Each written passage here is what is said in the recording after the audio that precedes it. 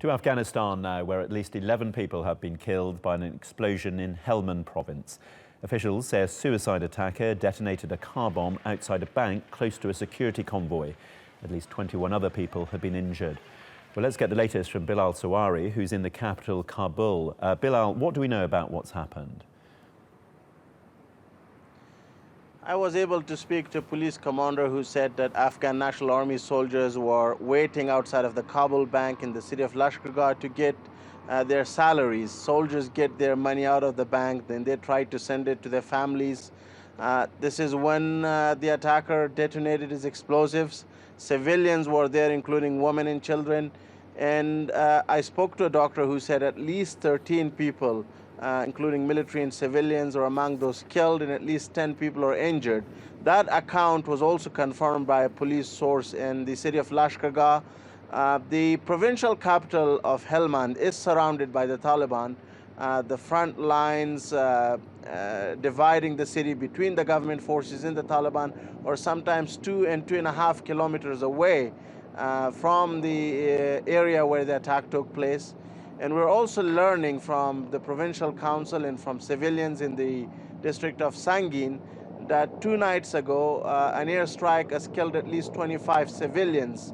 2 homes have been targeted. In another case, a mortar landed, killing 11 members of 1 family. It just sort of shows you the pain and the tragedy that this war and this conflict is inflicting on the people of Afghanistan. So more families losing their loved ones and more coffins coming back. Well, you talk about that pain, and there do seem to have been a big increase in the number of attacks recently. What does it tell us about the security situation at the moment in Afghanistan?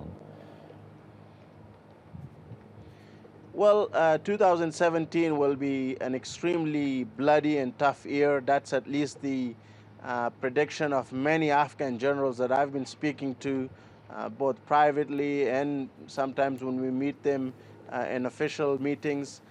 We know that the U.S. general in Afghanistan, General Nicholson, has said that this war has reached a stalemate, and the only way to break that stalemate would be to allow the Afghan army to have more attack helicopters, more transport helicopters. He's also requested an extra 3,000 to 5,000 soldiers. I mean, you have to really ask what happened when there were 120,000 foreign forces.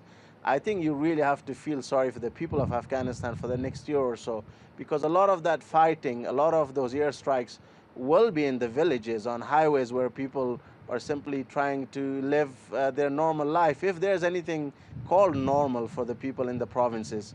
And you also have to ask whether, at what cost could the international forces in the Afghan government take back those areas. At least 1,700 schools remain closed across Afghanistan. I mean, that is at least millions of children, you know, their dreams are shattered and they can't really have a brighter future. So after 17 years of blood and treasure invested in Afghanistan, I think many people in Western capitals will also begin to ask the question what sort of impact this involvement had in Afghanistan, the taxpayers in particular. I'm sure they will. Bilal Sawari in Kabul, thank you very much for joining us.